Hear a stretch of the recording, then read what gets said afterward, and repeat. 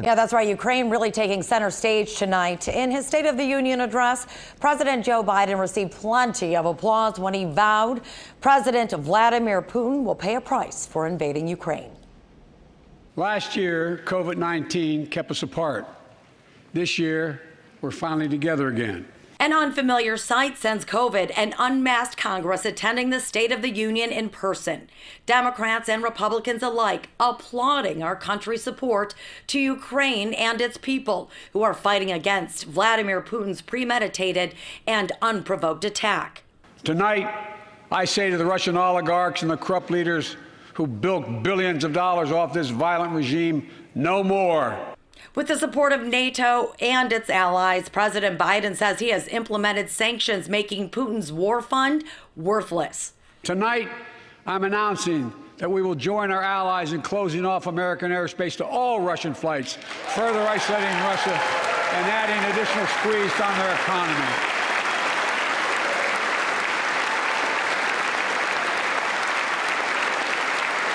He has no idea what's coming.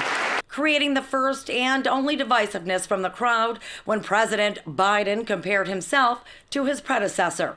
Unlike the $2 trillion tax cut passed in the previous administration that benefited the top 1% of Americans, the American Rescue Plan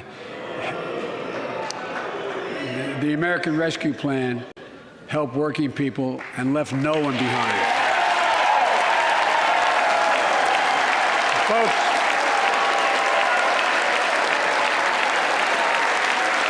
and it worked.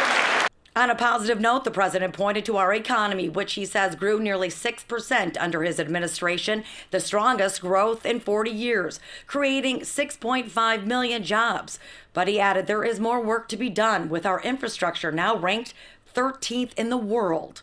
That's why it was so important to pass the bipartisan infrastructure law. And I thank my Republican friends who joined to invest and rebuild America. With that, Biden pushed the importance of his Bipartisan Innovation Act sitting in Congress. The president using Michigan and its automotive industry to show why investing in technology and manufacturing is paying off. Instead of overseas, companies are now choosing to build new factories here. That's what's happening. Ford is investing $11 billion in electric vehicles, creating 11,000 jobs across the country. GM is making the largest investment in its history, $7 billion to build electric vehicles, creating 4,000 jobs in Michigan.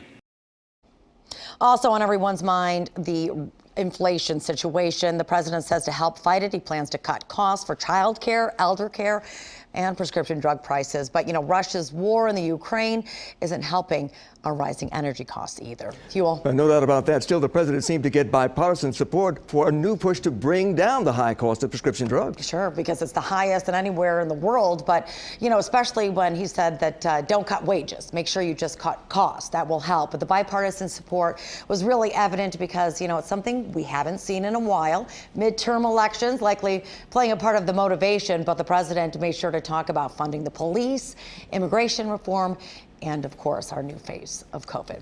A lot on the docket. All right, Taryn, thank you. Republicans selecting Iowa Governor Kim Reynolds to deliver the party's response to President Biden's State of the Union tonight. We're now 1 year into his presidency, and instead of moving America forward, it feels like President Biden and his party have sent us back in time to the late 70s and early 80s, when runaway inflation was hammering families, a violent crime wave was crashing our cities, and the Soviet Army was trying to redraw the world map. Even before taking the oath of office, the president told us that he wanted to, quote, make America respected around the world again, and to unite us here at home. He's failed on both fronts.